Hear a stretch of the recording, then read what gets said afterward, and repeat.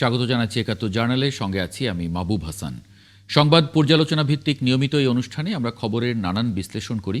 পত্রপত্রিকায়, television, digital media এবং news পোর্টালে যেসব খবর শিরোনাম হয়ে থাকে তা আমরা জানিয়ে দিই। সেই খবরের সঙ্গে যুক্ত মানুষদের আমরা সংযুক্ত করি আমাদের আলোচনার টেবিলে। আমাদের স্টুডিও এবং অনলাইনে সংযুক্ত থাকা অতিথিরা সেসব খবরের গভীরে ঢোকেন। আজ আমার সঙ্গে আছেন ডেইলি টাইমস অব বাংলাদেশের উপদেষ্টা সম্পাদক জনাব ইলিয়াস খান। ইলিয়াস ভাই, স্বাগত জানাচ্ছি ৭১ জার্নালে। আপনাকে ধন্যবাদ। দর্শক, বিভিন্ন সময় খবর পর্যালোচনায় আরও অতিথি পর্যায়ক্রমে আমাদের সঙ্গে যুক্ত হবেন, তখন তাদেরকেও পরিচয় করিয়ে দেব। শুরুতে চলুন দেখে নেই কয়েকটি অনলাইন নিউজ পোর্টালের খবরের শিরোনাম। শুরুতেই প্রথম আলো, ডেইলি স্টার ও ছায়ানটে হামলা, সরকারের নীরবতা ছিল বিস্ময়কর, আনু মোহাম্মদ। ২৪ ঘন্টার আলটিমেটাম দিয়ে শাহবাগ ছাড়ল ইনকিলাব মঞ্চ, জানাজায় অংশ নেয় লাখো মানুষ, জাতীয় কবির পাশে সমাহিত ওসমান হাদি।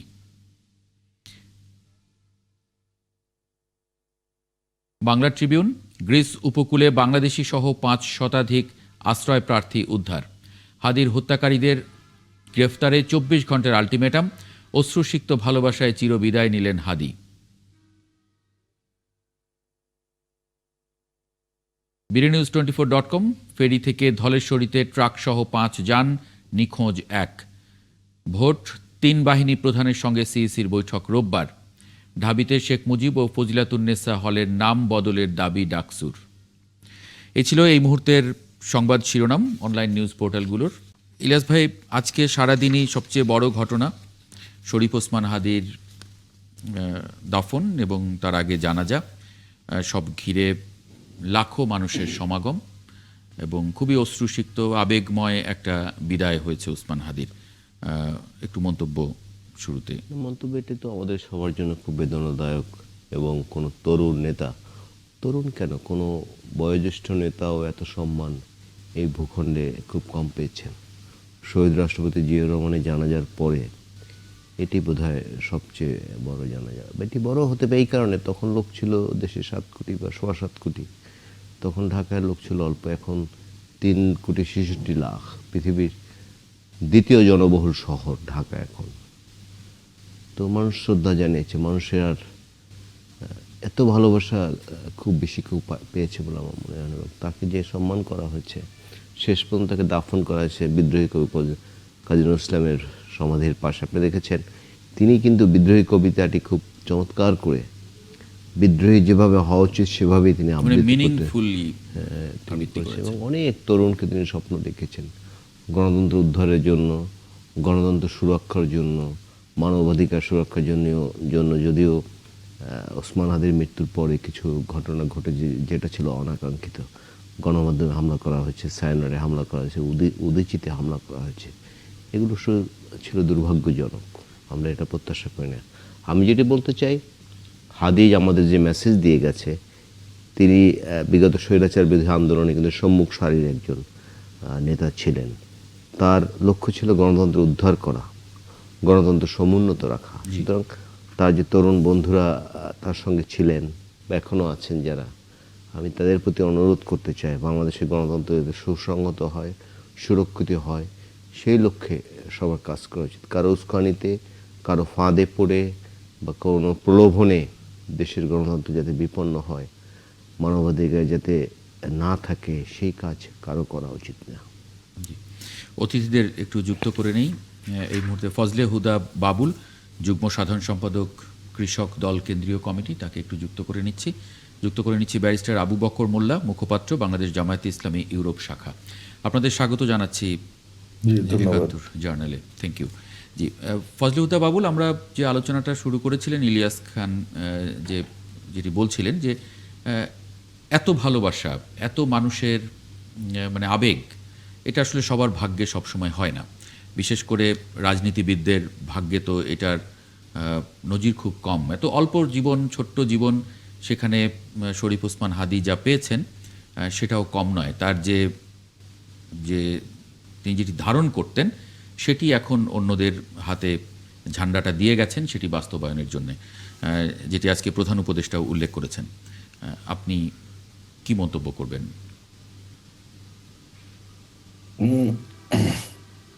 ইলিয়াস ভাইকে সালাম, আমার বিশ্ববিদ্যালয়ের বড় ভাই, প্রবীণ সাংবাদিক। মন্তব্য করবার আসলে অপশনটা খুবই কম এখানে। বিষয়টা বেদনাদায়ক। বেদনাদায়ক এ কারণেই যে এমন না যে শুধু হাদি মারা গেছে এ কারণেই না। আপনি খেয়াল করে থাকবেন, হাদি কবিতা আবৃত্তি করতেন, হাদির লাইব্রেরি ছিল।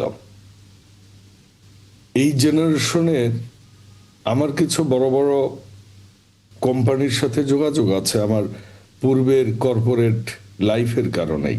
আমি একটা কোম্পানির গ্রুপ সিএফও ছিলাম, আমি একইজের সিও ছিলাম। সেই হিসেবে কর্পোরেট অঙ্গনে মোটামুটি আমাকে লোকজন চেনে। তো সেখানে অনেকেরই চাঁদা নেওয়ার কথা শোনা গেছে। আমি পুলিশকে জিজ্ঞেস করেছি, কর্পোরেট অঙ্গন থেকে আমি জানি হাদি কিন্তু আর্থিকভাবে সৎ ছিলেন। হাদি কবিতা আবৃত্তি করতেন।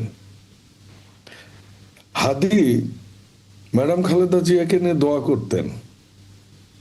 হাদি বিএনপিকে নিয়ে সমালোচনা করতেন। হাদি সত্যভাষী ছিলেন। হাদি কিন্তু বুঝছেন যে হাদিকে এই সমাজ একদিন রাখবে না। এই জন্য হাদি বলে গিয়েছেন যে আমি যদি না থাকি, আমাকে যদি মেরে ফেলা হয়, বিচারটা যেন হয়। কিন্তু এখন বিচারের চেয়ে আবেগ বেশি দেখানো হচ্ছে, বিচারের চেয়ে মব বেশি ক্রিয়েট করা হচ্ছে, বিচারের চেয়ে অবিচার বেশি হচ্ছে। আমি যে দলটা করি, এ দলটা সবসময় মুক্ত চিন্তা, মুক্ত বুদ্ধি, মুক্ত গণমাধ্যমে বিশ্বাস করে। আপনার শিশির ভট্টাচার্যের গল্পটা জানেন। আমাদের দেশে উদীচী থাকবে, আমাদের দেশে ছায়ানট থাকবে, আমাদের দেশে প্রথম আলো থাকবে, আমাদের দেশে ইনকিলাবও থাকবে, আমাদের দেশে সংগ্রামও থাকবে, আমাদের দেশে দিনকালও থাকবে, আমাদের দেশে বাংলার বাণীও থাকতে পারত। সেটাই বিএনপির রাজনীতি। বিএনপির রাজনীতিটা হচ্ছে মানুষের মত প্রকাশের স্বাধীনতা দেয়া। কিন্তু আজকে যেসব মব সৃষ্টি করা হচ্ছে, এতে কি হাদিকে সম্মান জানানো হচ্ছে? হাদিকে সম্মান কিন্তু সৃষ্টিকর্তা আল্লাহ দিয়ে দিয়েছেন, তার জানা যায় লাখো মানুষ। হাদি কিন্তু আমাদের কাছে অনুকরণীয় একজন মানুষ হয়ে থাকবে। আমি যখন আরেকটা টেলিভিশন চ্যানেলে, আমি ঢাকা ছিলাম পরশু রাতে, আমি যখন টকশোর অন্য টপিক নিয়ে টকশোতে আমি বিশ্ববিদ্যালয়ে বিতর্ক করতাম, আরেকজন বিতর্কিক আব্দুল নূর তুষার, ওনার সাথে উনি আমার বড় ভাই হবেন, 2-1 বছর সিনিয়র হবেন। উনি মেডিকেলে পড়তেন কিন্তু বিতর্ক করতেন, উনি ডিবেট ফেডারেশনের সভাপতি ছিলেন। তো তুষার ভাইকে আমরা বড় সিনিয়র বিতর্কিক হিসেবে মানি। তুষার ভাইয়ের সাথে যখন টক শো, তো আমি বললাম যে বিষয় কি, কারণ তুষার ভাই সিনিয়র। তো বললো বিষয় এইটা। তো আমি গেলাম, বসতেই উনি বললেন যে, আমার ডাকনাম বাবুল, উনি জানেন, বাবুল কি হচ্ছে দেশটাতে, কি হবে, আমরা কি নিরাপদ? মানুষের বাক স্বাধীনতা প্রতিষ্ঠার জন্য কিন্তু আমরা 17 বছর কথা বলতে পারিনি। আমরা 17 বছর আমাদের নিজের মতকে ব্যক্ত করতে পারিনি। আমরা যদি এখন অন্যদের মতকে গলা টিপে ধরি, মব জাস্টিস করি, তাহলে কিন্তু মব জাস্টিস না, এটা মব ভায়োলেন্স। এটা মব ভায়োলেন্স। জি ভাই, জি ভাই, এটা মব ভায়োলেন্স হচ্ছে এটা। জি, আমাদের কিন্তু দেশটা ভালো হতে হবে। যে গণতন্ত্রের জন্য আমরা 17 বছর যুদ্ধ করেছি, ইলিয়াস আলীকে আমরা হারিয়েছি, জানি আলমকে হারিয়েছি, শত শত বাচ্চারা তাদের বুকের রক্ত ঢেলে দিয়েছে 24-এ। জি, আমি একটু ব্যারিস্টার আবু বকর মোল্লার কাছে একটু যাই। আমরা আলোচনাটা শুরু করেছি, আপনার মন্তব্যটাও একটু জানবো। প্রধান উপদেষ্টা আজকে বলেছেন যে আমরা তোমার কাছে ওয়াদা করতে এসেছি, তুমি যা বলে গেছো সেটি যেন আমরা পূরণ করতে পারি। ব্যারিস্টার আবু বকর মোল্লা। হ্যাঁ, ধন্যবাদ। অত্যন্ত ভারাক্রান্ত হৃদয়ে আমরা হাদির মৃত্যু পরবর্তী আজকে টকশোতে কথা বলছি। একজন বাংলাদেশি হিসাবে, একজন রেসপন্সিবল সিটিজেন হিসাবে এবং জুলাই আন্দোলনের একজন সক্রিয় কর্মী হিসাবে আমি অত্যন্ত স্যাডেন্ড, ভারাক্রান্ত। সাথে সাথে হাদির রুহের মাগফিরাত কামনা করছি এবং আগামী দিনের নতুন বাংলাদেশ নির্মাণে হাদি যে সত্যিকার জুলাই চেতনা, বাংলাদেশ চেতনা অনুসরণ করতেন, তা বাস্তবায়ন করতে চাইতেন, যে চেতনাতে তিনি বিশ্বাস করতেন, সেই চেতনা যেন বাস্তবায়ন করা হয় এবং হাদির খুনিদের সত্যিকার বিচার যেন হয়। যে উদ্দেশ্যে হাদিকে খুন করা হয়েছে সে অপচেষ্টা যেন বাস্তবায়িত না হয়, তার চেষ্টা যদি আমরা করি সকলে মিলে, তাহলে হাদির প্রতি আমাদের সত্যিকার শ্রদ্ধা জ্ঞাপন করা হবে। এবং হাদি যে উদ্দেশ্যে জীবন দিয়ে গেলেন, একটি নতুন উন্নত বাংলাদেশ, স্বাধীন বাংলাদেশ, মর্যাদাবান বাংলাদেশ, সেই বাংলাদেশ যদি আমরা প্রতিষ্ঠা করতে পারি, তাহলেই আজকে পুরো বাংলাদেশ যেভাবে হাদির ভালোবাসায় রাজপথে নেমে এসেছে তা সার্থক হবে।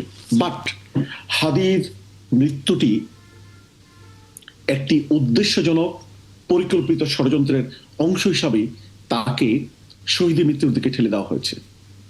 যারা নির্বাচন চায় না, যারা একটি স্বাধীন বাংলাদেশ চায় না, যারা চায় না বাংলাদেশের মানুষ তাদের ভাগ্যের নির্মাণ করুক নিজেরাই, তারা বাংলাদেশের জনগণকে পিছিয়ে দেওয়ার অংশ হিসাবে, গণতন্ত্রকে পিছিয়ে দেওয়ার অংশ হিসাবে, নির্বাচনকে বানচালের অংশ হিসাবে, বাংলাদেশকে একটি ভঙ্গুর রাষ্ট্র হিসাবে দেশে বিদেশে প্রতিষ্ঠা করার অংশ হিসাবে হাদিকে হত্যা করেছে নির্মমভাবে, দিনে দুপুরে। শুধু তাই নয়, হাদির হত্যাকাণ্ডের বিচার যেন না হয়, তারা কলকাঠি নাড়ছে, তারা তাদের সমস্ত অ্যাপারেটাস গুলো ব্যবহার করছে। এটি একটি দুঃখজনক অধ্যায়। এখানে যদি হাদির মানে হত্যার পিছনে যে ষড়যন্ত্র তা বাস্তবায়িত হয়, জুলাই হেরে যাবে, বাংলাদেশ হেরে যাবে। আর যদি তাদের অপচেষ্টা ব্যর্থ হয়, বাংলাদেশ জিতে যাবে, বাংলাদেশ একটি নতুন উন্নতির অধ্যায়ে সোপানে ধাবিত হবে। ধন্যবাদ। জি, এই আমার প্রাথমিক। একটা বিরতি নিয়ে ফিরি। এই আলোচনাটাই আমরা একটু কন্টিনিউ করতে চাই আজকে পুরো জার্নাল জুড়ে নানান আঙ্গিকে। একটা ছোট্ট বিরতি নিয়ে ফিরছি, সঙ্গে থাকবেন। বিরতির পর আরেকবার স্বাগত জানাচ্ছি একাত্তর জার্নালে। এই আমাদের আরও দুজন অতিথিকে যদি একটু যুক্ত করে নেই আলোচনায়। ফয়সাল মাহমুদ শান্ত, যুগ্ম সদস্য সচিব এনসিপি, শরীফ ওসমান হাদির সহযোদ্ধা, সঙ্গে রাশেদ খান, সাধারণ সম্পাদক, গণ অধিকার পরিষদ এবং ওসমান হাদির সহযোদ্ধা। আপনাদেরকেও স্বাগত জানাচ্ছে একাত্তর জার্নালে। ফয়সাল মাহমুদ শান্ত, আজকে সারা দিনই একটা ঘটনাবহুল দিন, বিশেষ করে বিপ্লবীর বিদায়। আমি কি পাচ্ছি? আচ্ছা, আরেকবার যদি একটু যুক্ত করে নিই, একটু ডিসকানেক্টেড হয়েছেন। রাশেদ খান, আপনার কাছে একটু যাই।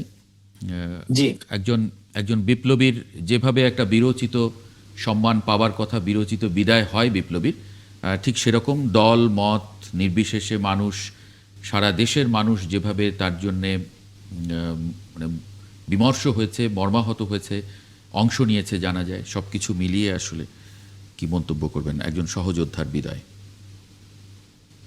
আপনি কি শুনতে পাচ্ছেন? জি, রাশেদ খান। জি, আমি শহীদ ওসমান হাদির আত্মার প্রতি শ্রদ্ধা জানাচ্ছি এবং একই সাথে শোক প্রকাশ করছি আমাদের বিপ্লবী যোদ্ধা, রাজপথের লড়াকু সৈনিক, যিনি ভারতীয় আধিপত্যবাদ এবং আওয়ামী ফ্যাসিবাদের বিরুদ্ধে লড়াই সংগ্রাম করেছিলেন এবং একই সাথে বাংলাদেশে যে ভারতীয় আধিপত্যবাদ এবং আওয়ামী বয়ান, সেই বয়ানের বিপরীতে বা যে ফ্যাসিবাদী আদর্শ, সেই আদর্শের বিপরীতে তিনি এক ধরনের জনগণের আদর্শিক রাজনীতি শুরু করেছিলেন। এবং যে কথা আপনি বললেন যে তিনি আসলে নেতা নয়, এক ধরনের মানুষের রাজনীতি শুরু করেছিলেন। দেখেন, আমি আমার নিজ জেলা ঝিনাইদহ জেলা 2 আসন থেকে আমি নির্বাচন করার প্রস্তুতি গ্রহণ করছি।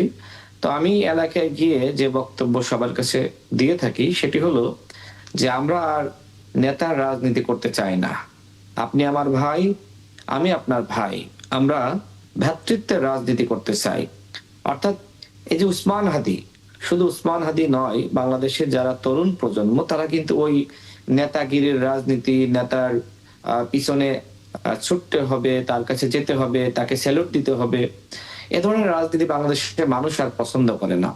যিনি নেতা হবেন তিনি সবার কাছে যাবেন, নেতার দায়িত্ব একজন সেবক হিসেবে মানুষের কাছে যাওয়া, মানুষের কথাগুলো শোনা এবং মানুষের সেই আকাঙ্ক্ষা বাস্তবায়নের কাজ করা। উসমান হাদি ভাই সেই কাজগুলো ঢাকা ৮ আসনে তিনি শুরু করেছিলেন এবং মানুষের ব্যাপকভাবে তিনি সাড়া পাচ্ছিলেন। কিন্তু তিনি যেহেতু আসলে কোনো দলের সাথে ছিলেন না এবং তার যে সংগঠন, সেই সংগঠনের যে কর্মীর সংখ্যা সেটিও আসলে সীমিত ছিল। যে কারণে যারা এই চক্রান্তকারী আওয়ামী ফ্যাসিস্ট গোষ্ঠী এবং ভারতীয় আধিপত্যবাদী শক্তি তারা এই সুযোগটা কাজে লাগিয়েছে। ওসমান হাদি খুবই সরল মনা একজন মানুষ ছিলেন, যাকে তাকে বিশ্বাস করতেন। সেই বিশ্বাসের বলা যায় যে বুকে এক ধরনের ছুরি মেরেছে এই ঘাতক ছাত্রলীগ। তো যাই হোক, এটিও আমাদের জন্য শিক্ষা যে যাকে তাকে বিশ্বাস করা যাবে না। তবে উসমান হাদি অল্প সময়ের মধ্যে বাংলাদেশের মানুষের হৃদয়ের মণিকোটায় যেভাবে জায়গা করে নিয়েছেন, আমার কাছে মনে হয় যে এটি বিরল।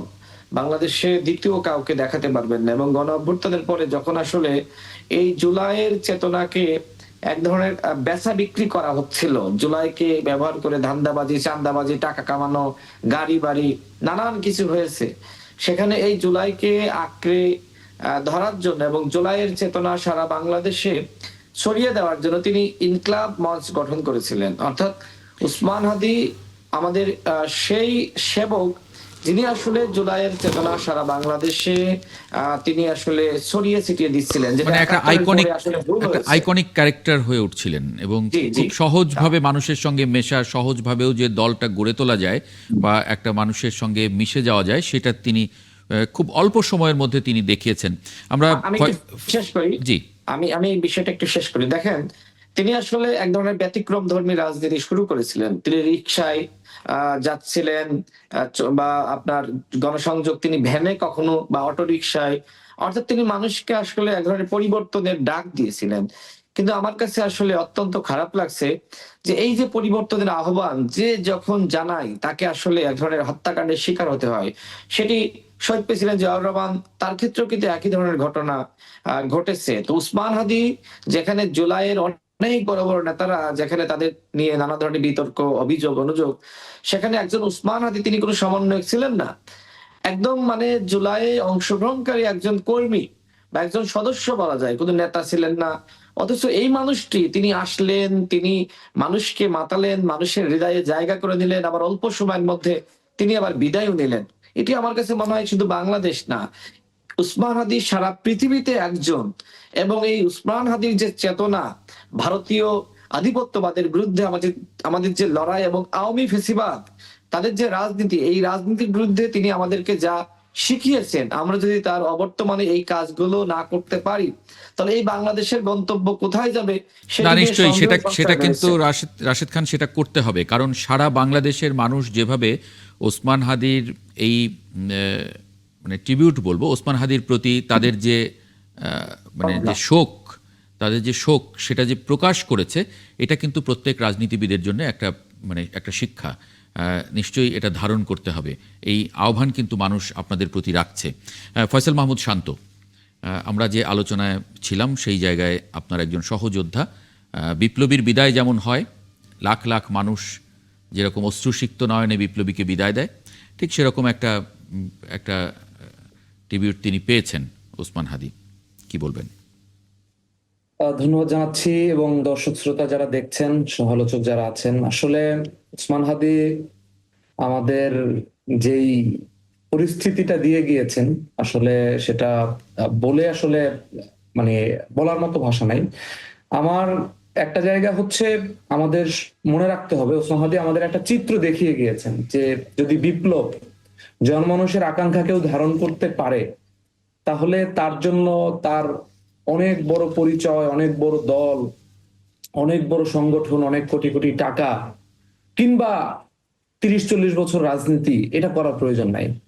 ওসমান হাদি গণঅভ্যুত্থানের পরে জুলাইকে যেভাবে ধারণ করেছে, এবং কিছুদিন আগে হয়তো এরকম একটা আলাপও ছিল যে জুলাইয়ের ঘটনা, জুলাইয়ের প্রেরণা এগুলো মানুষ ভুলে গেছে, কিন্তু আজকে কিন্তু ওসমান হাদি এটা প্রমাণ করেছেন যে না, মানুষের যখন ওই জায়গাটা, ওই সত্যি সত্যি যদি কেউ হৃদয় দিয়ে কানেক্ট করতে পারে মানুষকে, মানুষকে যদি একসাথে করতে পারে, তাহলে কিন্তু কোনো ধরনের কোনো দাওয়াত ছাড়া, কোনো বাস রিকুইজিশন দেয়া ছাড়া, কোনো শিডিউল ছাড়া, কোনো ধরনের কোনো ব্যবস্থা ছাড়া লক্ষ লক্ষ মানুষ যে রাস্তায় নামে, সেইটা কিন্তু আজকে জনতা প্রমাণ করেছে। তার মানে আমাদের ফ্যাসিবাদের বিরুদ্ধে, ভারতীয় আধিপত্যের বিরুদ্ধে বাংলাদেশের মানুষের যে একটা স্বতঃস্ফূর্ত অংশগ্রহণ আছে, সেটা কিন্তু আজকে ওসমান হাদি প্রমাণ করেছে। ওসমান হাদি আমাদেরকে কিছু জিনিস শিখিয়েছেন।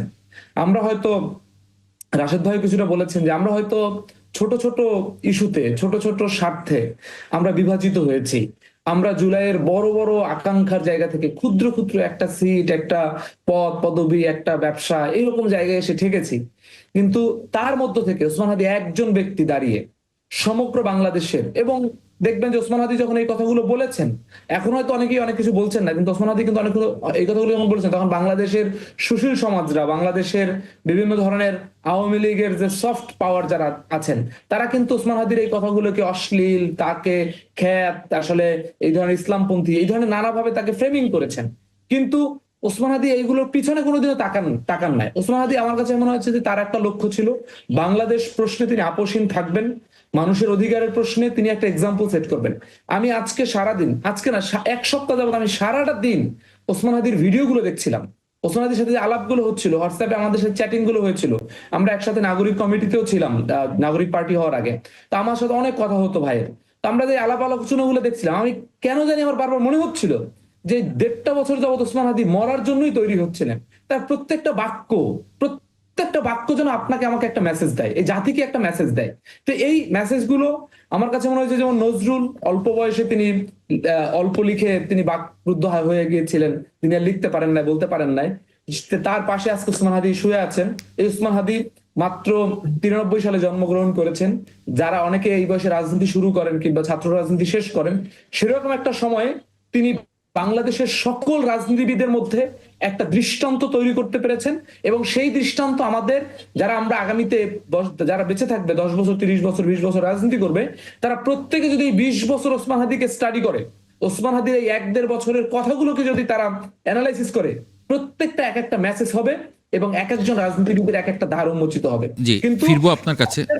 আমি যেটা বলছি শেষ করে একটা বাক্যে, সেটা হচ্ছে যে আমরা হয়তো আবারও আপনার মতো এরকম একটা টকশোতে হয়তো আবার দুঃখ করব যে ওসমান হাদিকে আমরা যেমন জীবন্ত অবস্থায় ধারণ করতে পারি নাই, ওসমান হাদি মরে যাওয়ার পরে কিছু দিন পরে হয়তো আবার ওসমান হাদির যে মেসেজ, সেগুলোকে আমরা ভুলে যাব।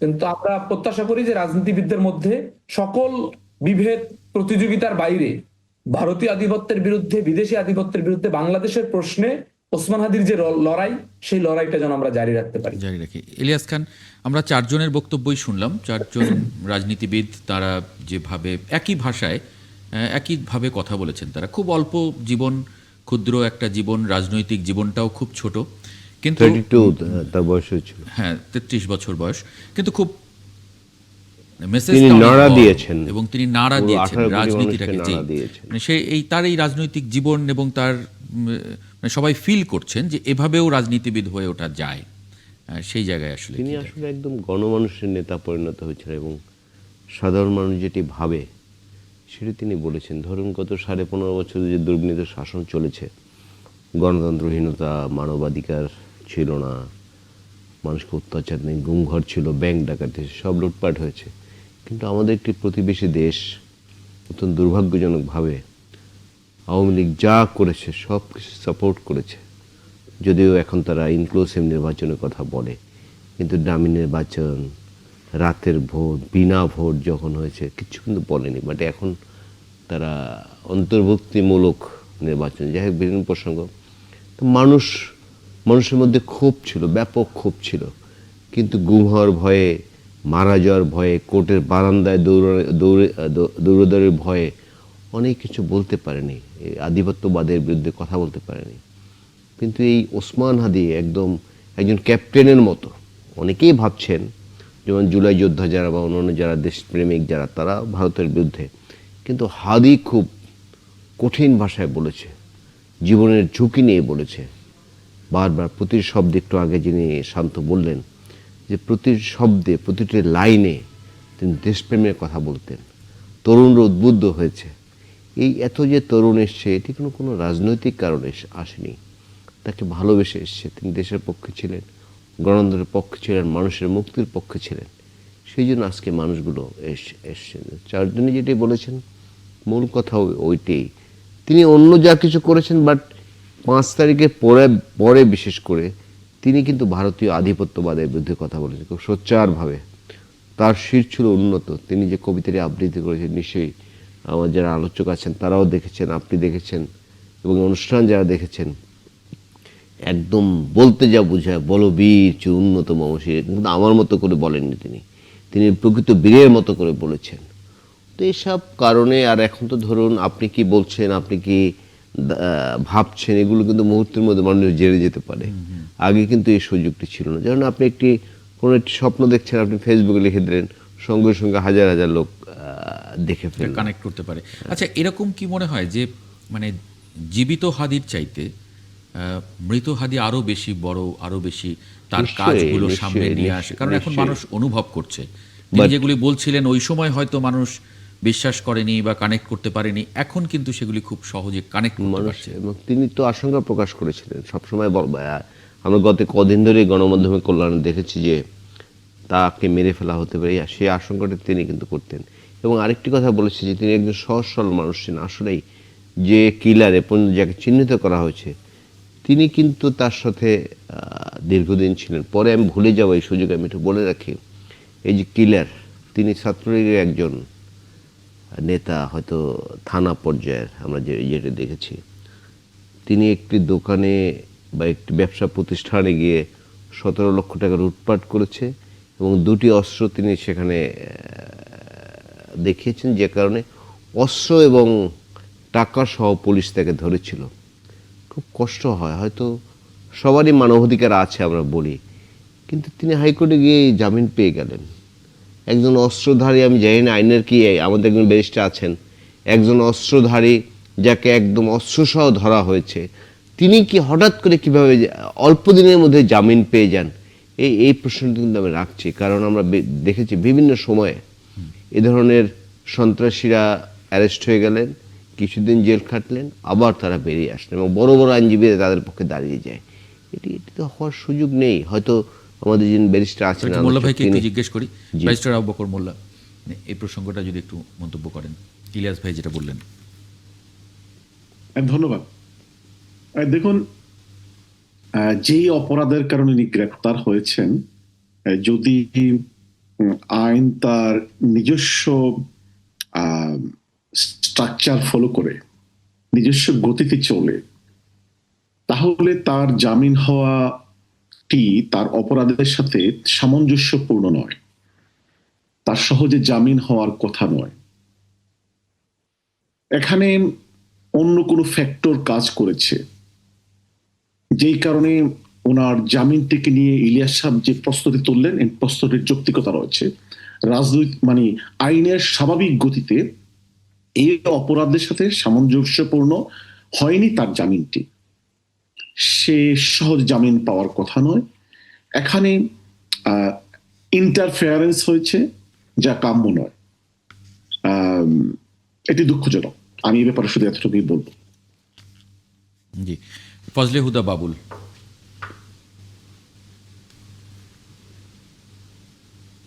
একটু আনমিউট করতে হবে বাবুল ভাই, একটু আনমিউট করতে হবে।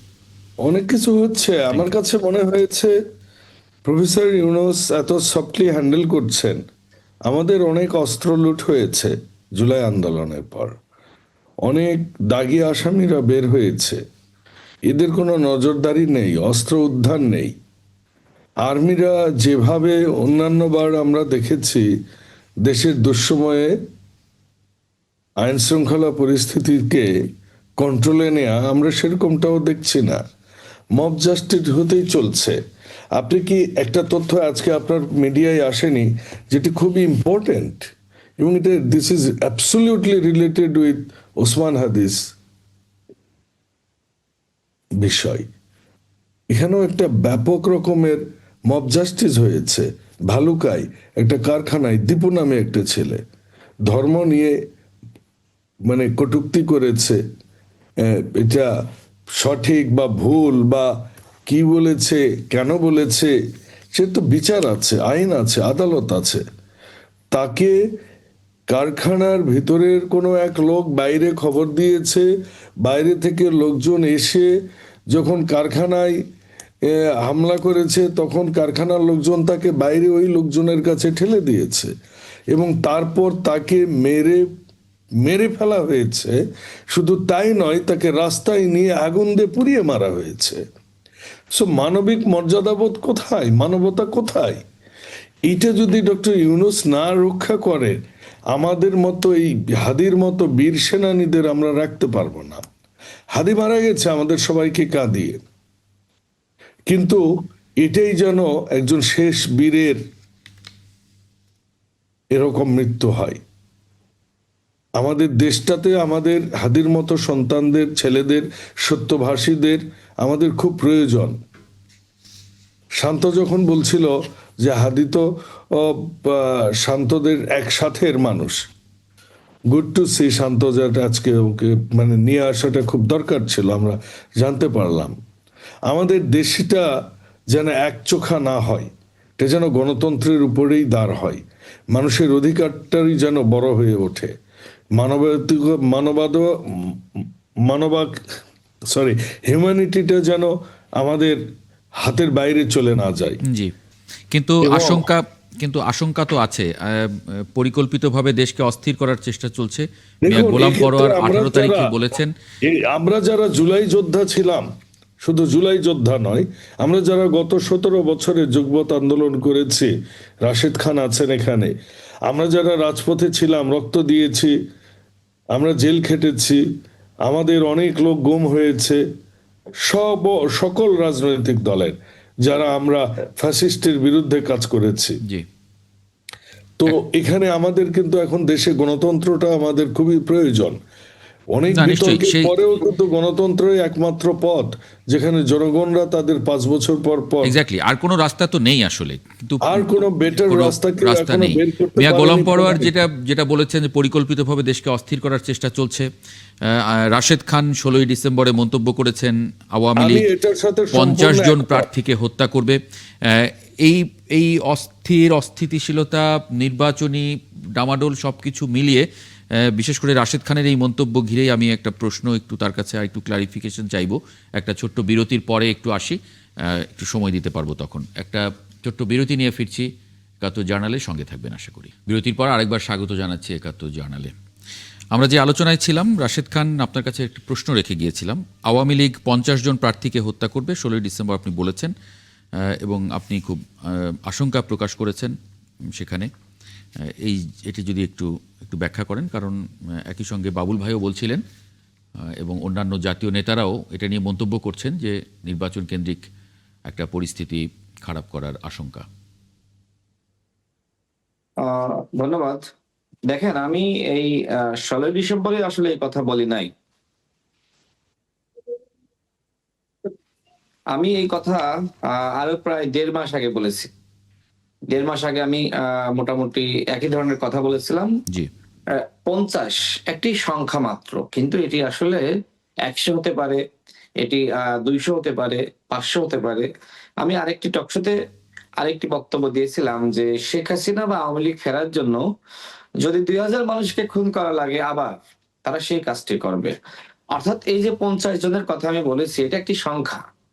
আওয়ামী লীগ এমন একটি গণহত্যাকারী দল এবং পাপিষ্ট দল, তারা ক্ষমতায় ফেরার জন্য, এমনকি ক্ষমতায় থাকার জন্য যদি আরো আপনার সুযোগ পেত, তারা আরো 1 লাখ মানুষকে তারা খুন করতো, যেটি 71-এর পরে শেখ মুজিবের নেতৃত্বে 30,000 জাসদের নেতাকর্মী সহ আরো অন্যান্য দলের ভিন্ন মতের নেতাকর্মীকে খুন করা হয়েছে।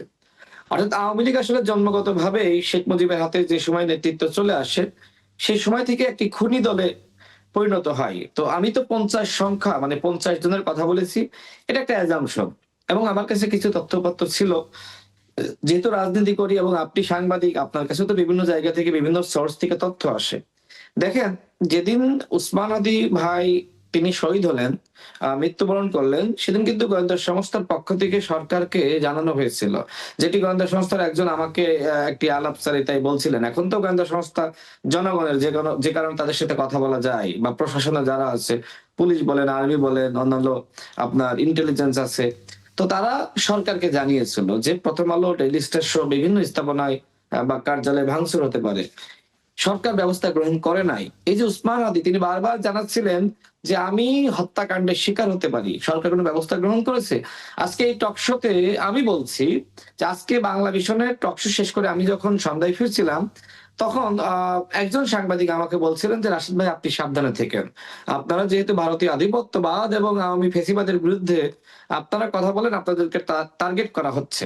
বিশেষ করে উসমান হাদি, দেখেন উসমান হাদি যে ক্যারেক্টারে ছিল, এখানে আমরা যারা তরুণ প্রজন্মের রয়েছে, সিনিয়ররা এই বিষয়ে কথা বলে না, তারা সবাই কিন্তু স্পষ্ট ভাবে ভারতের আধিপত্যবাদ, হ্যাঁ আমাদের ভিতর অন্যান্য বিষয়ে ভিন্নমত থাকতে পারে, রাজনৈতিক, জামাতের সাথে আমার থাকতে পারে, আমার সাথে জামাতের থাকতে পারে, বিএনপির সাথে জামাতের বা আমাদের থাকতে পারে, কিন্তু আমি দেখেছি যে যারা তরুণ, যে কোনো দলেরই এই তরুণরা কিন্তু সবসময় ভারতীয় আধিপত্যবাদ, অর্থাৎ কেউ কেউ বলছে শুধুমাত্র আধিপত্যবাদ, কিন্তু আমরা বলছি ভারতীয় আধিপত্যবাদ, এবং একই সাথে আমরা আওয়ামী ফেসিবাদের বিরুদ্ধে আমরা কিন্তু সবসময় কথা বলছি। আমরা বারবার বলছি যে এই ডামি নির্বাচনে যারা অংশ নিয়েছিল, 24-এ ডামি নির্বাচনে, সেই আওয়ামী লীগের কোনো পদধারী নেতা আগামী নির্বাচনে স্বতন্ত্রভাবে অংশ নিতে পারবে না।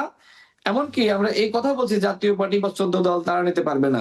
ভারতের একটি প্ল্যান ছিল যে রিফাইন্ড আওয়ামী লীগ গঠন করা এবং তারা নির্বাচনে অংশ নেবে। এখন ভারতের প্ল্যান হলো যে স্বতন্ত্র লীগ নামে, অর্থাৎ আওয়ামী লীগের নেতারা তারা স্বতন্ত্রভাবে নির্বাচন করবে। এই বিষয়ে আমরা ইতিমধ্যে নির্বাচন কমিশনে চিঠি দিয়েছি, প্রতিবাদ জানাচ্ছি। একই প্রতিবাদ কিন্তু উসমান হাদি সহ অন্যান্য যারা রয়েছে তারা জানানো হচ্ছে। অর্থাৎ দেখেন কাদেরকে টার্গেট করা হয়েছে, যারা ইয়াং, তরুণ, যারা জুলাই গণঅভ্যুত্থানে ভূমিকা রেখেছে, যারা ভারতীয় আধিপত্যবাদ এবং আওয়ামী ফেসিবাদের বিরুদ্ধে কথা বলছে, এই 4টা লক্ষণ দেখে দেখে তরুণদেরকে টার্গেট করা হচ্ছে। সেই 14 ডিসেম্বর আমরা দেখেছি যে কিভাবে আসলে আপনার মেধাশূন্য করার একটি চক্রান্ত শুরু হয়েছিল। ঠিক একইভাবে আজকে বাংলাদেশের এই দেশপ্রেমিক তরুণ যারা ভারতীয় আধিপত্যবাদের বিরুদ্ধে সংগ্রাম শুরু করেছে, তাদেরকে টার্গেট করা হয়েছে। দেখেন অটোমেটিক্যালি, আমরা তো মানুষ, তাই না, আমাদের ভিতরে তো আত্মভয় কাজ করবে, এটা খুব স্বাভাবিক। আমার ভাই উসমান হাদি যে সময় তিনি আপনার আক্রান্ত হলেন, তাকে হত্যার উদ্দেশ্যে গুলি করা হলো, সারা দেশে এক ধরনের আতঙ্ক ছড়িয়ে পড়লো। তিনি শহীদ হলেন। এখন কি একজন রাজনৈতিক কর্মী হিসেবে, এখানে বাবুল ভাই আছে, এখানে আমাদের মোল্লা ভাই আছে, শান্ত ভাই আছেন, তা আমাদের ভিতরে কি আসলে এই ধরনের এক ধরনের আত্মভয় কাজ করছে না যে খুব স্বাভাবিক। আগামীকাল হয়তো খুব উসমান হাদির স্বাভাবিক। পরিণতি আমাকে ভোগ করা লাগতে পারে? আমি জি। সর্বশেষ বলি, দেখেন আজকে বাংলাদেশকে এক ধরনের গভীর সংকটে নিমজ্জিত করা হচ্ছে, এবং এর সাথে আমাদের প্রতিবেশী রাষ্ট্র ভারতের এক ধরনের হাত রয়েছে। ভারত এটি প্রকাশ্যে অস্বীকার করলেও আমরা বুঝি যে এই বাংলাদেশে এখনো পর্যন্ত তারা আওয়ামী লীগের বাইরে আর কাউকে বন্ধু খুঁজে পায়নি। সুতরাং আগামী নির্বাচন যাতে সুষ্ঠু না হয়, সেই নির্বাচন বানচাল করার জন্য যেমনি ভাবে আওয়ামী লীগের হাত রয়েছে, একইভাবে ভারতের হাত রয়েছে। অন্যথায় ভারত শেখ হাসিনাকে বাংলাদেশে ফেরত দিয়ে প্রমাণ করুক যে বাংলাদেশের এই অরাজকতা এবং যে ধরনের ঘোলাটে পরিবেশ সৃষ্টি হচ্ছে, এর পিছনে আসলে ভারতের কোনো হাত নাই। আমার কথা হলো যে আগামী নির্বাচনটা আমাদের অবশ্যই আদায় করে নিতে হবে। উসমান হাদি ভাইয়ের পরে যে ঘটনা ঘটেছে সেটি হলো যে আমাদের ভিতরে ভিন্নমত থাকলেও আমরা কিন্তু সেই আধিপত্যবাদ এবং আওয়ামী ফেসিবাদের বিরুদ্ধে নতুন করে আমরা কিন্তু আবার একতাবদ্ধ হতে শুরু করেছি। জি। মাঝখানে যেটি হয়েছিল যে ভোটের রাজনীতির কারণে বিভিন্ন দল কিন্তু আওয়ামী লীগকে আশ্রয় প্রশ্রয় দিচ্ছিল, কিন্তু যখন আমার ভাই উসমান হাদিকে বন্ধু বেশে ছাত্রলীগের ওই সন্ত্রাসীরা খুন করলো, তখন কিন্তু এখন সবাই মনে মনে শপথ নিচ্ছে যে আওয়ামী লীগকে আর কোনোভাবে আশ্রয় প্রশ্রয় দেওয়া যাবে মানে না। একটা এটি আমাদের একটা ঐক্য, যে ঐক্যটার একটা ঐক্য কথা সৃষ্টি আসলে, হয়েছে। জি, একটা ঐক্য, যে ঐক্যটার কথা বারবার বলা হচ্ছিল বিভিন্ন পর্যায় থেকে, সেই ঐক্যটা বিশেষ করে জুলাই আন্দোলনের যারা সহযোদ্ধা ছিলেন, সবগুলো রাজনৈতিক দল মিলে যে ঐক্যটা ছিল, সেই সুন্দর ঐক্যটা আসলে খুব প্রয়োজন এখন।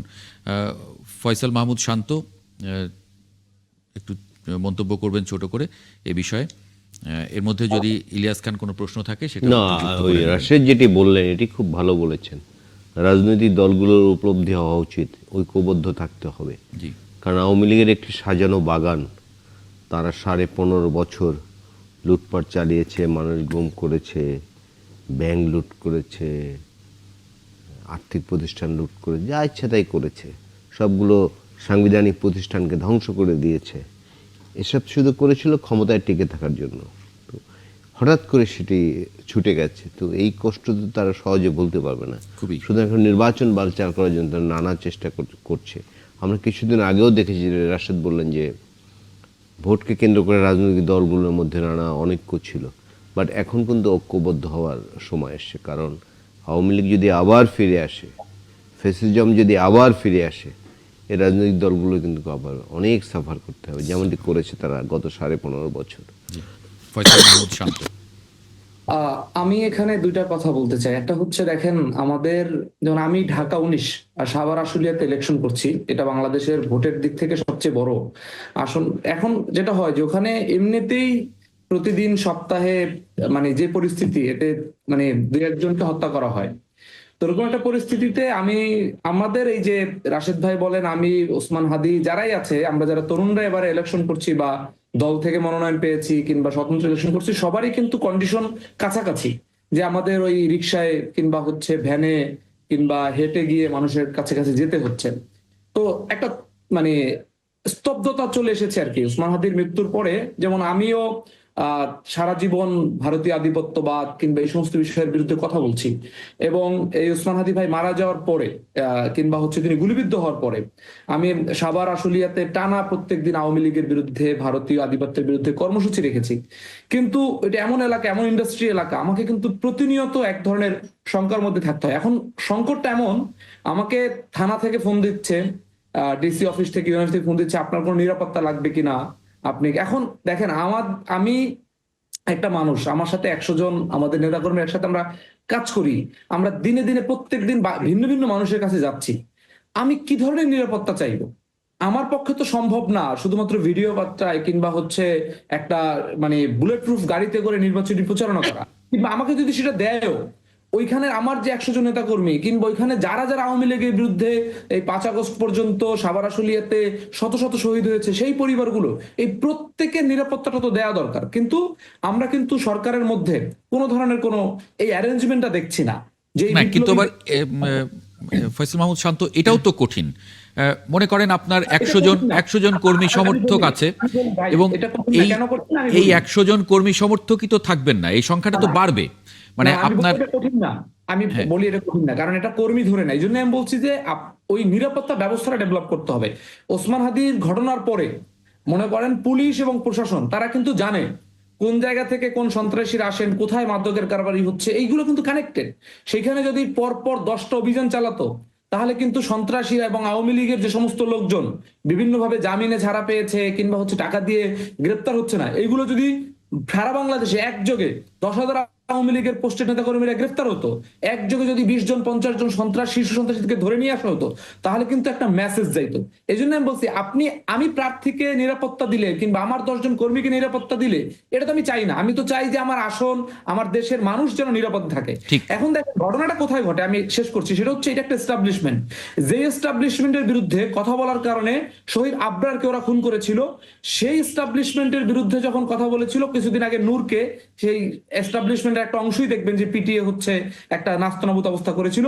সেই এস্টাবলিশমেন্টের অংশই এই শহীদ ওসমান হাদিকে হত্যা করে, এবং সেই এস্টাবলিশমেন্টের প্রশাসনের অংশই এই হাদির হত্যাকারীদেরকে বর্ডার ক্রস করতে দেয়। আমরা 5 আগস্টের মধ্যে দিয়ে হাসিনাকে পতন করাইতে পারছি, কিন্তু হাসিনার যে এস্টাবলিশমেন্ট ছিল, একটু আগে ভাই বলছিলেন, ইলিয়াস ভাই বলছিল যে যিনি স্টুডিওতে আছেন, যে এই যে হাসিনার এস্টাবলিশমেন্টের যে সুবিধা তারা নিয়েছে, এই সুবিধাভোগীরা কিন্তু এখনো দেশে আছেন। সেই এস্টাবলিশমেন্টটা ভাঙার জন্য আমাদের লড়াই শহীদ আবরার তৈরি করে গিয়েছে, শহীদ হাদি তৈরি গিয়েছে। আমরা তরুণরা প্রতিনিয়ত লড়াই করছি। আমি আজকে অনিয়ারে বলে যাচ্ছি, হয়তো 2 দিন পরে দেখবেন যে এই শহীদদের কাতারে আমাদের মতো তরুণদের সংখ্যা, নাম বৃদ্ধি পাবে। কিন্তু আমরা জানি আমাদের অনুসারীদেরকে, আমাদের এই নাম কিংবা ব্যক্তিকে মেরে ফেলাই আসলে এটার এন্ড না, এই বিপ্লবের এন্ড না। আমাদের যে আইডিয়া, আমাদের যে চেতনা, সেটা আমাদের পরবর্তী প্রজন্মের মধ্যে প্রবাহিত হবে। আমাদের মধ্য থেকে, আমাদের সহযোদ্ধাদের মধ্য থেকে কেউ যদি আপোষও করে, আমাদের পুরনো যে রাজনীতিবিদ যারা ছিল, যাদেরকে দেখে, যাদের মুক্তির জন্য আমরা আন্দোলন করছি, তারা যদি কোনো না কোনো ফরমেশনের আবার আপোষও করে, আমরা জীবন দিয়ে লড়াইটা চালিয়ে যাব, এবং আমাদের জীবনের বিনিময়ে, আমাদের রক্তের বিনিময়ে আরেকটা প্রজন্ম আমরা তৈরি করে যাব। এতটুকু শুধু বলতে পারি, আমাদের এস্টাবলিশমেন্ট ভাঙতে হবে। সেটা ভাঙা যদি 100 বছর হয়, 100 বছরে আমরা প্রয়োজনে 4টা প্রজন্ম লড়াই করব। এটার জন্য আমাদের রাজনীতিতে আসা। জি, ব্যারিস্টার আবু বকর মোল্লা, মানে পরিস্থিতিটা তাহলে কি এমন দাঁড়াচ্ছে যে যেমন যে আশঙ্কার কথা বলছিলেন ফয়সাল মাহমুদ শান্ত, প্রচারণায় একটা ভীতি কাজ করছে। রাশেদ খান বলছিলেন যে একটা তো এটা তো সত্য যে মানুষের তো ভয় কাজ করবেই, কিন্তু আমার প্রশ্নটা হচ্ছে যে এটা আসলে এটাই চেয়েছিল কিনা, বা এরকম যে অস্থিরতার কথা বলা হচ্ছে, যে মানুষের সঙ্গে কানেকশনটা অফ করা, এটা তো খুব স্বাভাবিক। একজন প্রার্থী রাতে দিনে তিনি প্রচারণা চালাবেন, গ্রামগঞ্জে হাঁটবেন, ঘুরবেন, মানুষের সঙ্গে মিশবেন, তার সঙ্গে তার কর্মী সমর্থকরা প্রতিদিন নতুন নতুন কর্মী যুক্ত হবেন, যোগ দেবেন, সংখ্যাটা বাড়তে থাকবে। এটাই তো আসলে নির্বাচনের সৌন্দর্য। নির্বাচনে তো এভাবেই, ঘরে বসে তো আর নির্বাচন মানে করা যাবে না। আবু বকর মোল্লা। জি, আপনি যদি আর একটু সিম্পলিফাই করতেন, আমি কোন বিষয়টা নিয়ে কথা জি, বলবো? না, এই যে ভীতি তৈরি করা, একটা সারা দেশে একটা পরিস্থিতি তৈরি করে একটা ভীতি তৈরি করা, এবং যে ভীতির তৈরির আশঙ্কার কথা যেটি রাশেদ খানও বলছিলেন, একই সঙ্গে শান্তও বললেন যে তিনি এখন আসলে মানে অনেকেই ভয় পাচ্ছেন, তিনি হয়তো ভয় পাচ্ছেন না, কিন্তু নিশ্চয়ই তার পরিবার, তার বন্ধু বান্ধব, তারা সবাই বলছেন মানে পয়েন্ট। দেখুন, ওসমান হাদিকে হত্যার ব্যাপারটি এবং হত্যার মোটিভটি এত সহজ নয়। তবে সংক্ষেপে যদি আমি সিম্পলিফাই করি, যারা বাংলাদেশে গণতন্ত্র চায় না, একটি সুষ্ঠু নির্বাচন যারা চায় না, যারা নির্বাচন বানচাল করতে চায়, যারা নতুন বাংলাদেশ 2.0 যারা বিরোধী, তারাই একটি টেস্ট করেছে। It is a water test, যে ওসমান হাদিকে হত্যার পরে প্রতিক্রিয়াটি, রেজাল্টটি কি হয়। তারা দেখতে চেয়েছে জুলাইয়ের পক্ষের লোকজন, বাংলাদেশপন্থী লোকজন ঐক্যবদ্ধ থাকে কিনা, তারা নির্বাচনের পথে এগিয়ে যায় কিনা, নাকি বড় ধরনের কোনো মানে প্রতিক্রিয়া না হয়। যদি না হয়, তারা রাশেদ খান যেটি বললেন, একজন দুইজন নয়, আরো যারা জুলাইয়ের পক্ষের লোকজন আছেন তাদেরকে হত্যা করবেন। এটি ছিল তাদের প্ল্যান, অর্থাৎ আগামী দিনে ফেসিবাদ পুনর্বাসনের অংশ হিসেবে তারা করবেন। মূলত নির্বাচনকে বানচাল করা, আওয়ামী লীগ ছাড়া যেহেতু ইলেকশনটি হচ্ছে, তারা সেটিকে বাধাগ্রস্ত করার অংশ হিসেবেই তারা ওসমান হাদিকে হত্যা করেছে। এবং আরো যদি হত্যা করে, দেখুন তারা কিন্তু কিছুটা সফল হয়েছে, আমি বলছি না যে তারা সফল হয়েছে, এবং আমি মনে করি চূড়ান্ত অর্থে তারা ব্যর্থ হবে। কারণ আমরা যারা জুলাইয়ের পক্ষের লোকজন, নতুন বাংলাদেশের পক্ষের লোকজন, আমরা অনেকটা ঐক্যবদ্ধ। আমরা নির্বাচনের দিকে এগিয়ে যাচ্ছি, নতুন বাংলাদেশ প্রতিষ্ঠার দিকে এগিয়ে যাচ্ছি। নির্বাচনে কে জিতুক এটা জনগণের সিদ্ধান্ত, জনগণ যাদেরকে ম্যান্ডেট দেয় তারা ক্ষমতায় আসবে। কিন্তু we all are united at least on spirit of July spirit. এখন আসুন, যারা চেয়েছে যে হাদির হত্যাকাণ্ডের মধ্য দিয়ে একটি ভীতিকর পরিস্থিতি সৃষ্টি করা, যেটি শান্ত বললেন এবং আপনি বললেন, তারা কিছুটা সফল হয়েছে, আরো হয়তো হত্যা করতে পারে। অর্থাৎ ভীতিকর পরিস্থিতি সৃষ্টি করে যে তৃতীয় শক্তি, বাংলাদেশের ভিতরে থাকা তৃতীয় শক্তি, যারা এই ওসমান হত্যাকাণ্ডের পরে ওসমানের ওসমান হাদিকে হত্যাকারীদেরকে যারা অ্যারেস্ট করে নাই, যারা নির্বিঘ্নে বের হতে দিয়েছে, অথবা এখনো যারা তাদেরকে অ্যারেস্ট করেনি, তারা মূলত একটি পরিস্থিতির সুযোগ নিতে চাচ্ছে যে যেন নির্বাচনটি 12ই ফেব্রুয়ারি না হতে পারে, আওয়ামী লীগবিহীন নির্বাচনটি যেন না হয়। এই সুযোগটি এবং এই ভীতিকর পরিস্থিতিটি এবং এই শঙ্কাযুক্ত পরিস্থিতিটি সৃষ্টি করে তারা হয়তো এক পর্যায়ে বলবে যে দেখুন, দেশে নির্বাচনের পরিবেশ নাই, বেগম খালেদা জিয়া নির্বাচনের কাজ করতে পারছেন না, উনি মৃত্যুশয্যায়, তারেক জিয়া বিদেশে, প্রার্থী মরে যাচ্ছে, তফসিলের ঘোষণার পর দিনই প্রার্থীকে মারা হলো, চট্টগ্রামে বিএনপি প্রার্থী গুলিবিদ্ধ, রাশেদ খান শান্তরা নির্বাচনে এলাকায় গিয়ে তারা শঙ্কাযুক্ত পরিবেশ মনে করছে। সুতরাং 12ই ফেব্রুয়ারি ইলেকশনটি হওয়ার কোনো পরিবেশ বাংলাদেশে নেই। এটি মূলত আওয়ামী এজেন্ডা। কিন্তু তারেক রহমান তো 25 তারিখে ফেরত আসছেন, আর 4 দিন পরেই তো তিনি দেশে আসছেন। জি জি জি, তারেক রহমান আসবেন কিনা আমি পুরোপুরি নিশ্চিত নই এখনো। হ্যাঁ, হয়তো আসার সম্ভাবনা রয়েছে। এখনো আপনি তো লন্ডনেই আছেন। জি, আমি লন্ডনে আছি অবশ্যই। আমি পুরোপুরি নিশ্চিত নই, যদি উনি ঘোষণা দিয়েছেন। কেন বলছি, উনি যেই ফেসবুক পোস্টে দিয়েছিলেন, উনি কি বলেছিলেন? উনি কিন্তু ডাইরেক্টলি ইনডাইরেক্টলি উনি নিরাপত্তা শঙ্কার কথাই বলেছেন বলে এটা বোধ করি, আমার আমার মনে হয়। এখন যেহেতু ওসমান হাদির হত্যাকাণ্ডটি হয়ে গেল, আজকে প্রার্থীরা বলছেন, দুইজন প্রার্থী এখানে আছেন, তিনজনই প্রার্থী, দুজন প্রার্থী বলছেন ওনারা শঙ্কা ফিল করছেন। ওনার মা, ওনার বাংলাদেশের জনপ্রিয় নেত্রী, উনি মৃত্যুসজ্জায় সজ্জিত, ওসমান হাদিদের হত্যাকারীরা অ্যারেস্ট হচ্ছে না। সুতরাং উনি তো বলতে পারে, ওনার যারা অ্যাডভাইজার রয়েছে তারা বলতে পারে Bangladesh is not a safe place for you, stay in London. আচ্ছা, মানে আপনি সেই ধারণা থেকে বলছেন, কিন্তু মানে অন্য কোনো কার্যকারণ নেই এখন পর্যন্ত। উনি যেহেতু আসছেন, আমরা সব জানি, পুরো প্রস্তুত, দেশ প্রস্তুত হয়ে আছে, ওনার দল প্রস্তুত হয়ে আছে। আরো কারণ রয়েছে, শুধু ধারণা থেকে আমি বলছি না। দেখুন, উনি কিন্তু কোনো বোল্ড স্টেপ নেয় নাই। মানে 5ই আগস্টের বিপ্লবের পরে দেশে ফেরত যে ওনার পার্টিকে, দেশকে নেতৃত্ব দেওয়ার জন্য উনি কোনো বোল্ড, সাহসী, ডিসাইসিভ কিন্তু সিদ্ধান্ত নেন নাই। না, এটা যদি এমন হয়, এটা স্ট্র্যাটেজি হয়, যদি মানে ইলেকশনের আগে এসে উনি উজ্জীবিত করে ফেলবেন দেশ, এই স্ট্র্যাটেজিও তো হতে পারে। মানে আমরা ঠিক জানি না, এটা নিয়েও নানান ধরনের আলোচনা আছে। ওনার একটু ডিলে করে দেশে আসার এটাও একটা কারণ হতে পারে। একটা বিরতি নিয়ে আসি। হ্যাঁ, যদি স্ট্র্যাটেজিটি হয়, আমরা বিরতিতে যাচ্ছি, যদি স্ট্র্যাটেজিটি হয়, ওনার স্ট্র্যাটেজিস্টরা ওনাকে ভুল পরামর্শ দিয়েছেন। It is too late. BNP নির্বাচনী দৌড়ে অনেকটা পিছিয়ে আছে। উনি পার্টিকে অর্গানাইজ করতে এটি এখনই বলার সুযোগ নেই। উনি আসলে সেটা উসাইন বোল্টের গতিতে এগিয়ে যেতে পারে, সেটাও হতে পারে। তার দল এমন ভাবতে পারে, তার দল এমন ভাবতে পারে। মানে আমি এই ধারণা থেকে বলছি আর কি। সুতরাং ওনাদের স্ট্র্যাটেজি আসলে ওনারাই ভালো বলতে পারবেন। আমাদের এখান থেকে আমরা একটু ধারণাগত আলোচনা করতে পারি, এর বেশি কিছু না। একটা বিরতি নিয়ে ফিরি। দর্শক, একটা ছোট্ট বিরতি নেব। ৭১ জার্নালে সঙ্গে থাকবেন আশা করি। বিরতির পরে আরেকবার স্বাগত জানাচ্ছি ৭১ জার্নালে। এ পর্যায়ে দেখে নেব আগামীকাল সকালে যে পত্রিকাগুলো আপনার হাতে পৌঁছবে কী শিরোনাম করেছে আজকে।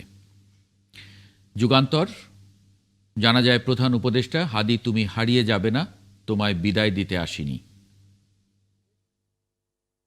আমাদের সময়, অশ্রুসিক্ত প্রার্থনায় হাদির বিদায়।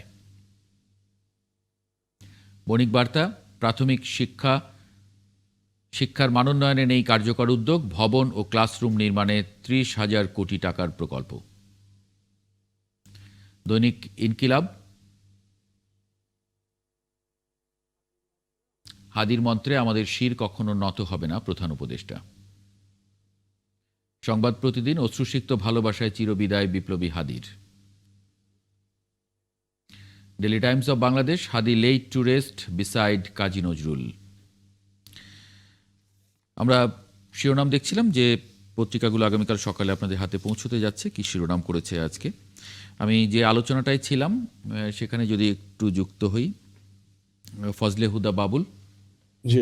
ফজলে হুদা বাবুল, ব্যারিস্টার আবু বকর মোল্লা যেমন বলছিলেন যে তিনি যে শঙ্কা প্রকাশ করছেন এবং সারা দেশে যে আইন শৃঙ্খলা পরিস্থিতি, সেটা এ বিষয়ে সব আলোচকই মোটামুটি একমত যে আসলে নির্বাচনকে বিঘ্নিত করার চেষ্টা, এই ধরনের আইন শৃঙ্খলা পরিস্থিতি অবনতি বা এই চেষ্টাটা করা, সেই জায়গা থেকে ফজলে হুদা বাবুল। জি, ধন্যবাদ। না, এই কথাগুলোর সাথে আমরা সবাই তো একমত যে এখানে সরকারকে, প্রশাসনকে, পুলিশ এবং আর্মিকে ভূমিকা রাখতে হবে গণতন্ত্রের দ্বার উন্মোচনের জন্যে।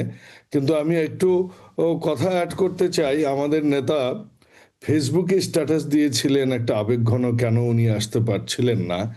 সেটা আমাদের ব্যারিস্টার সাহেবকে খুবই গুরুত্বের সাথে উনি বিবেচনা করেছেন। কিন্তু উনি যখন নিজের মুখে বলেছেন যে আমি 25 তারিখে আসছি, এবং তারপর যখন মোল্লা সাহেব বললেন যে উনি আসবেন না, উনি বোল্ড সিদ্ধান্ত নিতে পারেননি, এই ঠিক কেন যেন আমি গন্ধ পাচ্ছি, একটু আওয়ামী গন্ধ পাই এগুলোর মধ্যে। কারণ আমরা কিন্তু 15-17 বছরে, কোথায় আবু বকর মোল্লা ভাইয়ের মধ্যে মানে আওয়ামী গন্ধ পাচ্ছেন? হ্যাঁ, লেট মি ফিনিশ। আচ্ছা, না উনি না, উনি শুনুক, উনি ওনার কথা বলবেন। আমরা 15-17 বছর বছরে আমরা দেখেছি এই আপনার সময় টিভি, তখনকার 71 টিভি, যে কোনো টিভিতে গেলে আওয়ামী লীগের লোকেরা ঠিক এভাবেই শুরু করতেন। তারেক রহমান এইটা হতে পারবে না, ওনার এটা হতে পারবে না, বিএনপির এই করা উচিত, জোবাইদুর রহমানকে দায়িত্ব, মানে আমাদেরকে নিয়ে অ্যানালাইসিস অনেক বেশি। আমি মোল্লা ভাইকে রিকোয়েস্ট করব, আপনি তো লন্ডনে থাকেন, একজন আইনজীবী মানুষ, ভাই চরকাটাতে তেল দেন ভালো করে, কারণ আমরা চাই আপনারা শক্তিশালী হন। আওয়ামী লীগ, আমি কি এখন বলবো? না না আমি শেষ করিনি তো, এত উত্তেজিত হচ্ছেন কেন ভাই? না না তাই না হয় আসবেন। শোনেন, আপনারা বলেছেন বিএনপি দুর্নীতিতে চ্যাম্পিয়ন হয়েছে, ওই সরকারে আপনার মন্ত্রীরা ছিল, তাদের দুর্নীতির ইতিহাস বললে আরব্য রজনী হবে। ভদ্রলোক আমরা এজন্য বলি না অন্যের সমালোচনা, নিজের কথা বলেন না দেখি, বলেন আর না দেখি, আপনারা বলেন। সুযোগ পেলেই বলেন, বাজে কথা আরে বলেন, ভাই ওই বলেন। আওয়ামী আচরণ আমাদের শুরু করেছেন, মন্ত্রীরা ভালো কি হয়ে চুরি যান। করেছে একটু এবং বলুন। আপনি যে কথাটা বললেন না, দেশ জাতি এটা- শুনুক, দেশ আপনি যে জাতি শুনুক। কথাটা বললেন, লেট মি ফিনিশ, আমি আপনার কথায় কোনো বাধা দিইনি। আপনি বাংলাদেশের দিচ্ছি না তো, সবচেয়ে আমি জনপ্রিয় বলতে নেতা বলছি। কিনা কথা আমাদের বলেছেন। দুর্নীতির Who কথা are বলেন you আপনি। to comment about জনাব তারেক রহমান? জনাব তারেক রহমান স্বাধীনতার ঘোষকের সন্তান, জনাব তারেক রহমান এদেশের প্রেসিডেন্টের সন্তান, জনাব তারেক রহমান এদেশের বীর উত্তম। উত্তেজিত হচ্ছেন কেন? আমি জনাব- কি বলেছি? উত্তেজিত হচ্ছেন কেন? হ্যাঁ আমি এভাবেই কথা বলবো তো। আপনি আমার না, নেতাকে উত্তেজিত নিয়ে হবেন এভাবে না। কথা বলেন আপনি কেন? বলেন আমি কি বলেছি? আরে আমি ভাই, ওনাকে আপনি তো নেগেটিভ আওয়ামী স্টাইলের কথা বলছেন। আওয়ামী লীগের সময় ওনার আওয়ামী বিরুদ্ধে আমি লীগকে কিছু ঠিক বলেছি? এভাবে উত্তর না। দিছি, ভয় ওনার করেননি। ব্যাপারে আচ্ছা, আমার মনে হয় বাবুল ভাই, আমি একটু বাবুল- বলতে চাই, মোল্লা ভাই, জি। রাহুল ভাই, মোল্লা ভাই, বাবুল আপনি জি, তারেক রহমানকে বাবুল- মন্তব্য করার আগে হ্যাঁ। তারেক রহমান সম্পর্কে একটু জানেন, বুঝেন। আচ্ছা, না, আমি- বাবুল ভাই, বাবুল ভাই, বুঝতে পারছেন? বাবুল ভাই, আপনি ব্যক্তিগতভাবে একটু আমরা কি বলেছি? মানে আমরা এই আপনারা আলোচনাটা একটু মুনাফিকি করছেন। আলোচনাটা কিন্তু আমরা কিন্তু আলোচনাই করছি, মানে আমরা একজন আরেকজনের মতটা নেই। বিরুদ্ধে আপনাদেরও গণহত্যার জন্য বিচার হওয়া উচিত, আচ্ছা আমি ওই একটু সেই বলতে ক্যাঙ্গারু চাচ্ছি, কোর্টের বিচার না। একটু আমি একটু বলতে চাই এই বিষয়ে। জি, রাশিদ খান, মোল্লা ভাইয়ের কাছে একটু আচ্ছা। পরে আসি, যেহেতু একটু পরিস্থিতি তৈরি হয়েছে। রাশিদ খান, এক না, আমি মিনিট একটু আমার বলেন। দুই ভাইকে শান্ত থাকার অনুরোধ জানাবো। আমার মনে হয় যে গণ অভ্যুত্থানের পরে সেই আওয়ামী লীগের সময় আমরা দেখেছি যে কিভাবে আমরা একে অপরের বিরুদ্ধে গিয়েছি, টকশোতে এক ধরনের উচ্চবাচ্য। আমার মনে হয় যে আলোচনা সমালোচনা থাকবে, তবে সেটা গঠনমূলক ভাবে যদি করা যায় এবং সেটা আসলে মানে এমন ভাবে না ছড়িয়ে দেওয়া যেটা মানে 54 প্রপাগান্ডা বছরে আকারে দেশের ছড়িয়ে কিছুই পড়ে। হয়নি। আমি একটু শেষ করি প্লিজ। মানে প্রপাগান্ডা আকারে ছড়িয়ে পড়ে, যেটা মোল্লা ভাই যেভাবে আসলে তারেক রহমান দেশে আসতে চাচ্ছেন, তারপরেও তিনি যেভাবে আসলে বিষয়টা তুলে ধরলেন, এটা আমার কাছে মনে হয় অনুচিত। অপরাজনীতি, এটা আওয়ামী রাজনীতি, এটা না, ফ্যাসিস্ট আমি একটু শেষ করি বাবুল ভাই। এটা আমি ওনার কাছ থেকে আশা করি। আমি শেষ করি বাবুল একটু, ভাই please। উত্তেজিত হয়ে আমি কি শেষ গিয়েছেন? করি? আমি বলবেন, কি বলবেন। বলেছি একটু বলেন তো আপনি? আমি কি বলেছি? আমি একটু শেষ করি, পরে বলবেন। আর বাবুল ভাই উত্তেজিত হয়েছেন, তা আমার মনে হয় যে এটা এখানে ওইটা থামানো আমাদের উচিত। না, উত্তেজনার আমরা জায়গা। আমার মনে হয় যে এটা নিয়ে বরং আমরা একটু আলোচনাটা না করি। আমরা আপনারা সবাই আমার খুব সম্মানিত গেস্ট, জি, আমার মনে হয় আপনারা সবাই এটা- আমার খুব এটা সম্মানিত এখানে গেস্ট। close আমরা করি, আসলে ভাই। এটা এখানে close করি, বরং আমরা ইলিয়াস ভাইকে অন্য- বরং করি। সিনিয়র হিসেবে ইলিয়াস যে ভাইকে আমি একটু মোল্লা জোর দিই। সাহেব যে কথাটাই বলেছেন, নির্বাচনী রাইসে বিএনপি এত পিছিয়ে পড়েছে, আমি যদি ভুল না শুনে থেকে আপনি বলেছেন, এটি আমার মনে হয় অন্য দলের চিন্তা না করে বিএনপি চিন্তা করা উচিত। তারেক রহমান এ সম্পর্কে মন্তব্য করা আরে বিএনপি চিন্তা করা উচিত, বিএনপি চিন্তা করলেই ভালো। রিপ্রেজেন্ট করি, আমি মনে করি যে নির্বাচনী দৌড়ে রেসে বিএনপি পিছিয়ে রয়েছে। আমি তো এই ভাই, মন্তব্য আপনি করতে পারি। সাংবাদিক না। আরেক দেশ সম্পর্কে আমার কোনো নেগেটিভ মন্তব্য নয়। বাবুল ভাই, বাবুল ভাই কেন একটু খেপেছেন? আমি জানি না কেন ওনাকে খেপেছেন ওনাকে একটু সময় দেই, আমি এক মিনিট কারণ উনি আপনি একটু আমার ক্লারিফাই করতে নেতা দিই। সম্পর্কে কি বলেছি আমি? কি বলেছেন বলেন আপনি? আপনি বলেন কি কেন আপনি assess রাগ করতে- আমি যদি অ্যাসেস করি যে আমার তো আপনার অ্যাসেস করার নেতা- অধিকার রয়েছে, আমার অ্যাসেস করার অধিকার রয়েছে, আপনি বাধা দেওয়ার কি? বাধা আমার দেওয়ার assess কি বলে? করার কারণ আপনি অধিকার আমার রয়েছে। নেতা আমি কি বলেছি সেটা বলেন আপনি আমাকে বলেন আমি কি বলেছি। আপনি বলেছেন উনি দেশে না আসতে পারেন। আমার মনে হয় এই হাদির এই বলাতে কি আমি ওনাকে ছোট করলাম? আমি অবশ্যই ছোট করেছেন, অবশ্যই ছোট করেছেন। আচ্ছা, ঠিক আছে, এটা আমি এই আলোচনাটা আমার মনে হয় যে এখানেই একটু শেষ করি। ওনাকে ছোট এই করেছেন, একটু শেষ করি, প্লিজ প্লিজ বাবুল ভাই, সময় থেকে বাবুল ভিন্ন ভাই, আলোচনায় যেতে পারেন, আমার হুদা মনে বাবু, হয়। যে আমার মনে হয় যে আলোচনাটা আমরা এখানে শেষ করে দেই, কারণ আমার সময়ও নেই, আমাকে শেষ করতে বলা হচ্ছে, একটার খবর ঢুকবে এই স্টুডিওতে। অনেক ধন্যবাদ ব্যারিস্টার আবু বকর মোল্লা, ফয়সাল মাহমুদ শান্ত, রাশেদ খান এবং ফজলে হুদা বাবুল, আপনাদের সবাইকে যুক্ত হওয়ার জন্য আজকে ৭১ জার্নালে। ইলিয়াস খান, আপনাকেও ধন্যবাদ যুক্ত হওয়ার জন্য। দর্শক আপনাদেরকেও ধন্যবাদ জানাচ্ছি। আগামীকাল একই সময় ৭১ জার্নাল দেখার আমন্ত্রণ।